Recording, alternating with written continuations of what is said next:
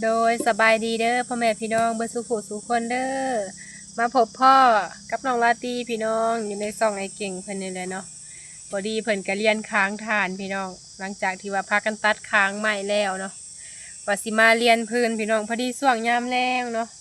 ก็เลยว่าสิมาถ่ายภาพบรรยากาศพี่น้องพากันเรียนค้างไว้ก่อนปุ๊มือกระดำเรียนไว้เนาะ แล้วก็สิย่อห้องทั้งพื้นมันก่อนพี่น้องจังได้ใส่ไม้ใหญ่อะนะก็เลยว่าพากันเฮ็ดช่วงยามห่มมันจังเย็นพี่น้องแต่ว่าค่ำร้ายกับบ่ได้เฮ็ดแล้วพี่น้องมันหกแน่ญาติเนาะพี่น้องแถวนี้ก็มีแต่ว่าพากันเก็บแถวนี้ก่อนเพราะว่ามันหกเฮายังบ่ทันได้เก็บพื้นขึ้นหั่นนะมันเลยอย่าหกแน่เดี๋ยวสิพาพ่อแม่พี่น้องไปเบิ่งเนาะเปิดภาพมากะบรรยากาศบดเลยพี่น้องบ่มีแดดแล้วค่ำเลยพากันตัดไม้เนาะ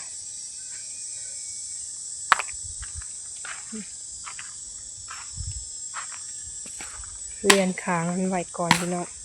พอดีเฮาก็เอาจักมาตัดตัวใดมันยาวจังไวนี่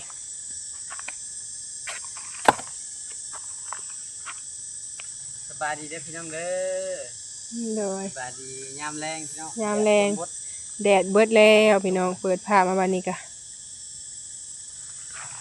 พากันมาเรียนค้างก้อนแล้วก็จังสิเอาไม้น้อยมาเรียนอีกแล้วพี่น้องบ้านนี้สองสั้นพอได้พี่น้องเอ้ย อีกสั้นหนึ่งก็ไม้น้อยปูพืชนะอีกสั้นหนึ่งก็เป็นไม้ใหญ่เนาะ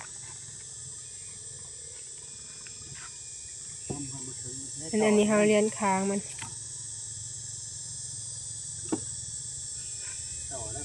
แม่นบ่เทิงกับต่อ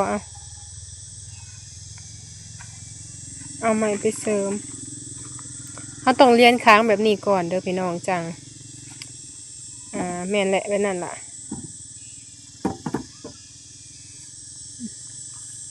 ถ้าปรุงใส่แล้วมันก็นั่นเองนะก็ดิตัวแหลนไปใส่ดิ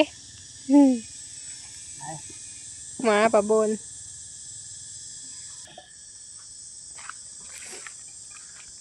มาตั้งกล้องไว้พี่ก่อนพี่น้องเขาก็สิมาเบิ่งเรียนค้างมันก่อนเนาะเผื่อที่ได้เต้าหนึ่งพี่น้องแบบนี้เลย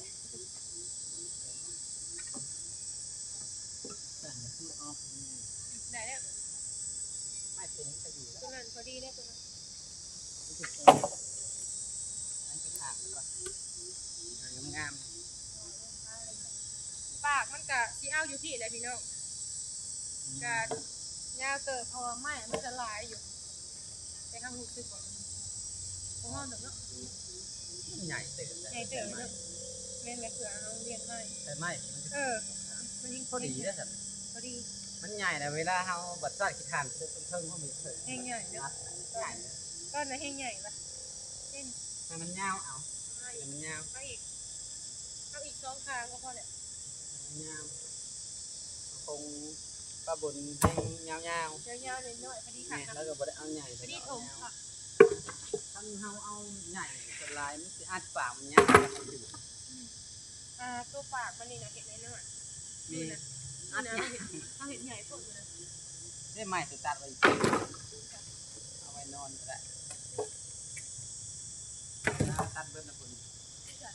ไม่อันนี้มันดีเนาะได้แล้วเดี๋ยวทำ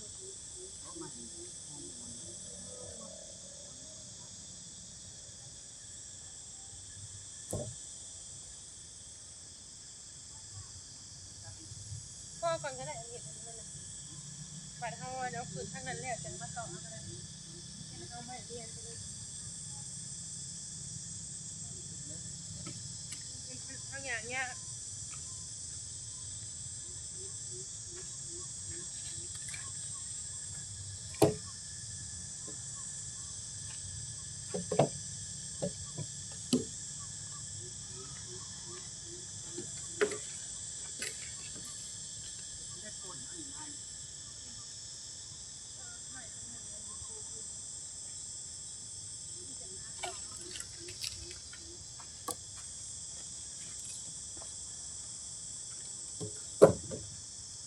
เอากับปูพื้นก่อน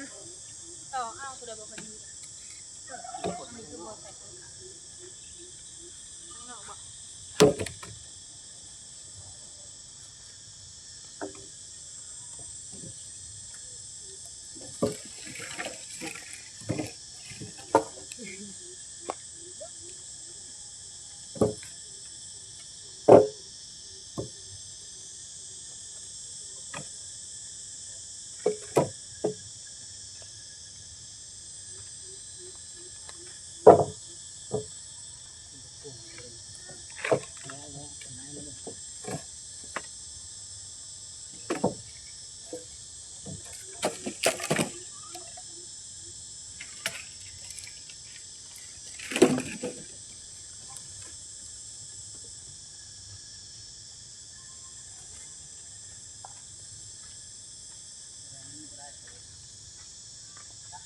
ปู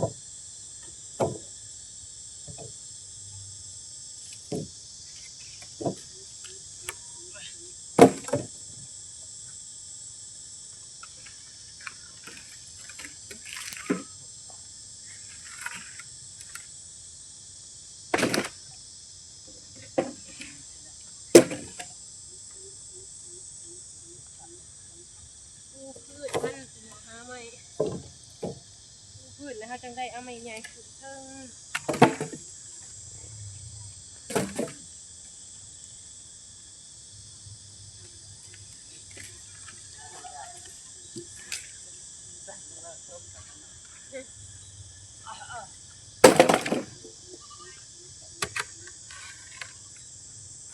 มันเห็ดกินเลยพี่น้องหอดย่ามแรงยิ่งกินได้กินหอม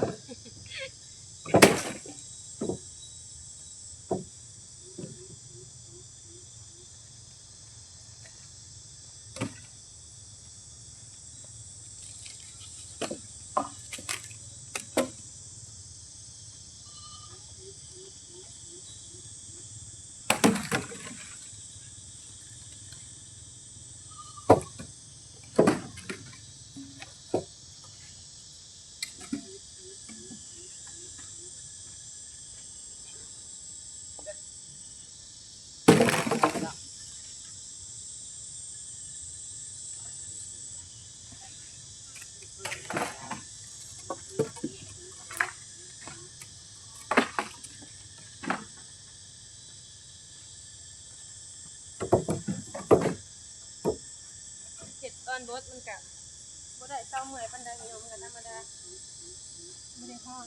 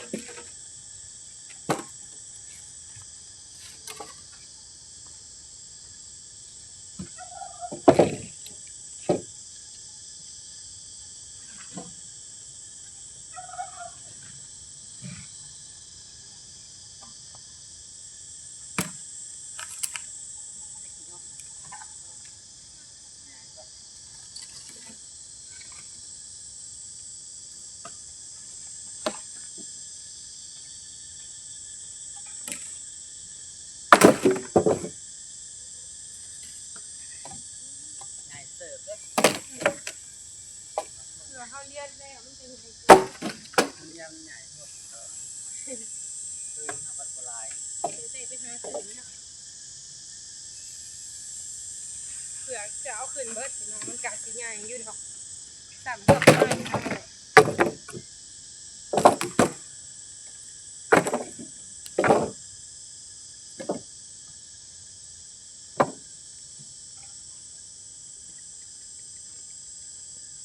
ข้ามผ่านตักผ่านตัก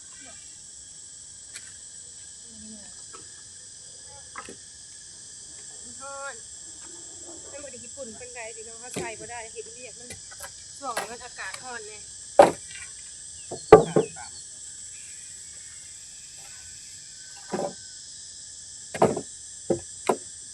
มือดำนะสายผ่านตัก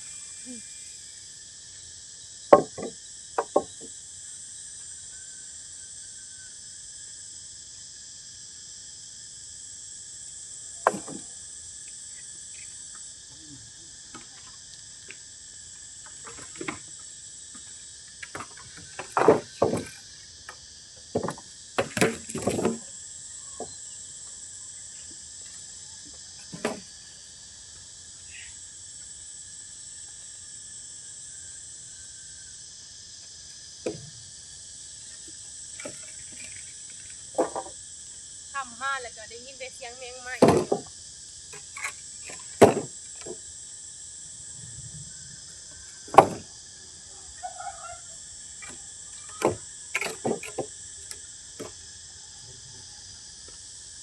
เอาหน่อยกินมากระตะคอเพื่อนเพื่อนลูก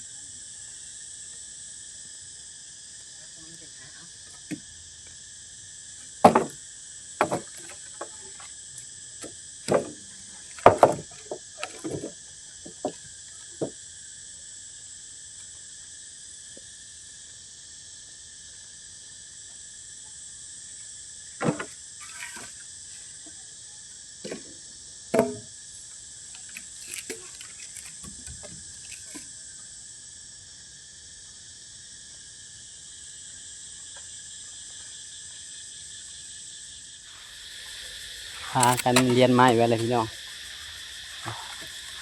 บรรยากาศละคำเลย ตอนเย็นมันไว้ก่อนปูพื้ ต้องผ้าแดงเป่ง ปูพื้นไว้ก่อ ๆปู น ขึ้นไว้มันฮ้อนเห็นแต่ตอนแรกแหละมื้ออื่นมากองใหม่ได้ยินแต่เสียงจักจั่นคำมาเลยพากันกองป้าไว้เพราะมันเป็นห่างจังน้อย เห็ดห่างมันไว้ก่อน ตัวใดมันงึงเขานั่นบ่ได้เขาก็ตัดทิ้งมื้ออื่นเช้าพุ่นแหละกองเป็นห่างไว้ซะก่อน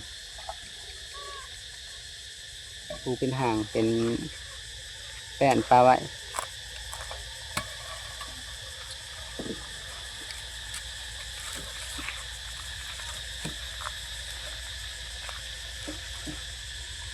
ขำมาละไพ่หากระดับพี่น้องมีเสียงไพ่ละอากาศเริ่มเย็นลงใหม่ตั้งแต่เพลนพอจะเช้าปุ๊บหากระดับวังหนึ่งลามมาทางเฮือนเอื้อยสาพี่แหละดีแต่มันบ่ออกมาที่มันมีใบไผ่ใบหยังหลายมันลามมา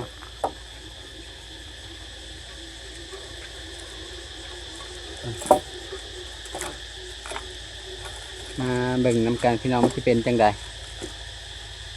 ทับอีนวันแนมบางวันน้อยๆบัดเอาไม้ขึ้นแล้วบักใหญ่ ไม้ครับสิพ่ออยู่บ่พ่อก็ยันได้หาตื่มอยู่ดอกเพราะว่ามันสิน้อยกว่าเต้าก่อนแต่ว่าบัดปูพัดใหญ่สำเต้าเก่าใหญ่สำกับเต้าก่อนเลย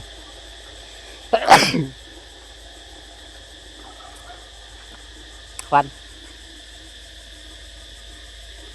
อันนี้ก็ กรอบอีก เอาไป หักเขาเนาะให้มันน้อย แล้วก็อีกอันหนึ่งก็ฮักเขามาแบบนี้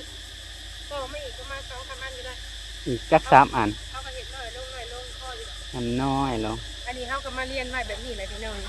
ถ้าเขาเรียนตัวนี้แล้วเนี่ยก็ง่ายดอก นี่ไม่ได้ค้นขึ้น เนี่ยมีตอกลักถ้าแบบบ่อยากให้มันเจือนจ้ะตอกลักแล้วก็เอาไม้ใหญ่ขึ้น เอามาใหญ่เขาก่อนเขาจังตอกเพราะว่ามันหามยากเดี๋ยวคุดเอาแล้ว ไม่มันจะสีอันนั้นเนี่ยหนึ่งพี่น้องบางอันมันจะขด มันก็บ่ให้มันก็บ่งามปานใดแล้วมันบ่ได้สื่อปานใด เดี๋ยวแซมเอาก็ได้ดอก มันยังแซมตามหลัง แซมเอาได้ พอตัวลมนี่มันก็บ่สำคัญปานใดปะให้อากาศปะให้ลมให้ไผ่รวงเนี่ยขึ้นมาบางกลางเขาจะให้มันเจ็บบ่ให้ขี้เหงื่อลงบ่ให้ขี้เถ้าลงฮะ เดือนจนขึ้นวะ โอ้ เดือนขึ้นละ แน่เบิ่งไม้แบบคือแอมแยบอยู่เนาะ แม่น รุ่นเบิ่งว่าสิพออยู่บ่ เป็นยังไงพี่น้องค่ะคนฟังเอากับทั้งปั๊บทั้งอันนั้นเนี่ยก็เลยซ่าพี่น้องคอยเห็นไปแล้วเห็นตลอดเลยตัวนี้ เศร้าเมื่อยพี่น้องก็ว่าสิเฮ็ดซ่าแน่ อากาศกะร้อนแน่ส่วนนี้ก็ได้ก็เลยว่าคอยพากันเห็ดไปกินน้ำไป พอดีคำ ไปหากินน้ำก่อน พอดีเอาจักรมาตัดคางตัดหยังมัน เด้นี่เขาต่อมาอีกทางหนึ่งสองทาง ให้พอดีฮอดฮอดกองพื้น พอนี่พอดีเพราะว่าตอนนั้นปากทางเขาก็อยู่ที่ ก็อยู่นี่แม่น เขาก็ต้องเห็ดหอมเขาแบบนี้ รุดเข้า เขาก็เห็ดให้ใหม่เขาเขาจะวันหนึ่งเอาไปจะวิธีการหลดหนึ่ง พี่เนาะ แล้ว พี่ก็มันกระดุดกระดิดแล้วก็ปาดเอา ตัวนี้และใส่ให้ขักขักวัดทาน เป็นฐานเนอะ กับแบบนี้ใน แบบนี้นะเวลาเอาขวัดออกมามันจะแตก มันเป็นหากไม้ เอามาได้ก่อน กะเอาผลสนำกันนั่นแหละ มันก็ไม้คือกัน ตัดกะตัดบริเบิดตัดครึ่งหนึ่งเพราะว่าย่ามันบ่มีไม้ห้องพื้นมา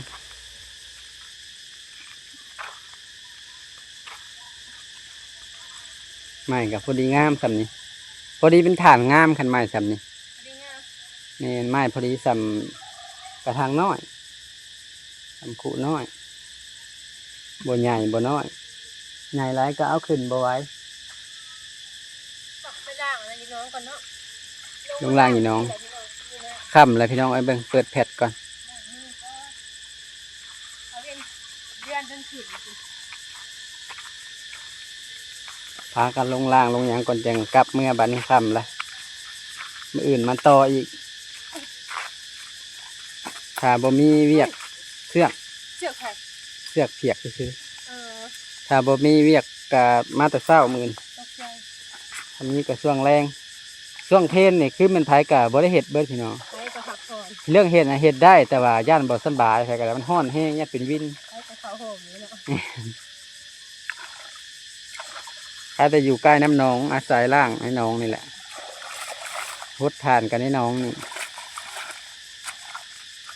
ยากแต่บรรทัดสิกองทำอิฐพี่น้องเขาได้ใส่น้ำหลายเขาได้หาพดกี่เท่าซะก่อนกองนี่คือสิพากันพดกี่เท่าให้มันเปียกๆซะก่อนแหละแม่ก็อดเอาเพราะว่ามันยากเวลาเขาสิเจาะอะไรกี่เท่ามันบ่เปียกเหมือนข้างใน เจาะเนี่ยดิ เจาะยากเจาะแล้วมันไหลลงมาไหลลงมา แต่เตานี่แหละสิพดกระคักก่อน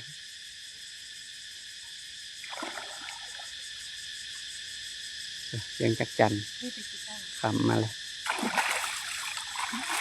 พากันลงขวางเฮเวนนี่ก็ได้ ได้นี่ เพราะแต่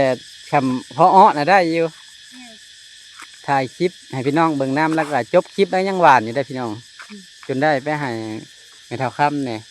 ไป เพ ล ราะ งล่าง อ้ออยู่ลาวครูเดียวก็ได้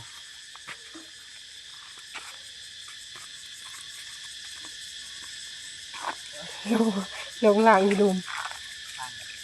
มันดำมือเพราะว่าไข่ใหม่ไหม นี่ คนไหม้ไข่ใหม่แบบนี้ร่างสีส้มสีฝุ่นก็ ล่างกี่พุ่นออกพี่น้องไอ้บ้านนี่กะใครแต่ว่ามีน้องน้ำได้ยินแต่เสียงแมงไม้พี่น้อง อยากน้ำในบัดนี้ หิวน้ำนะบ่ ขึ้นก็ ไปะ พอดีมือ พอดีมืดพากันกราบพี่น้องบ้านนี้เรียนได้หลายเติบเนาะ ตายถึงนะดิ เขาก็มีน้ำมากินพี่น้องเอาน้ำมากิน จะคือน้ำมากินน้ำกันน้ำยังมากลายเล่น เนี่ย 2 คน น้ำกิน มันบ่เปื่อยด้วยเนาะอื่น ยัง ก็ อยู่ กินได้อยู่ อื่นถ้าว่าเปื่อยอย่าและถือมากินอยู่เพื่อนเพราะว่าห้ามบริเซตู้นะพี่น้องตู้เย็นนะโดนเลยอันน้ำก้อนแบบมันเรือว่ามันเป็นน้ำระบบไพ่บอก นี่ บางทีอยากแข็งกับแข็งเนี่ยเขาแส่บางทีกับบ่เย็นเลยอะนะพี่น้องเป็นน้ำยังคือว่าแล้วโดนแห้งเลยเขากับหักษาขากปันใดเลยพี่น้องหักษาแบบบริษัทของนักกระยันแต่มันเพ หลายปีแล้ว ตู้มันยังเล่งเองนะ แม่นมันเดี๋ยวหน่อยมันก็เร่งเองเดี๋ยวหน่อยก็มอนเอง ไปอันนี้ พากันกลับก่อนเด้ พากันกลั อบ พี่น้อง ก่อน บัดนี่จังได้เมื่อยบ่ เมื่อยอยู่ จะซ้อมเลยเดี๋ยวตัดเอาจากตัดเอาเนี่ย แม่นพากันมาเฮ็ดเวีย พั ก นเอาเนี่ยทำอินนะผ้าพันเอา เฮ็ดเวียกตัวเองแหละพี่น้องเนาะจังได้ก็ คำเลยพี่น้องบ้านนี้แต่สิพากันกลับเมื่อไรเด้อพี่น้องเด้อ โดย ยังไงก็ฝากเป็นกำลังใจให้พวกเราทั้งสองนี่เด้อ โด สำห ย รับคลิปนี้ขอกล่าวคำว่าสบายดีเด้อ โดยสบายดี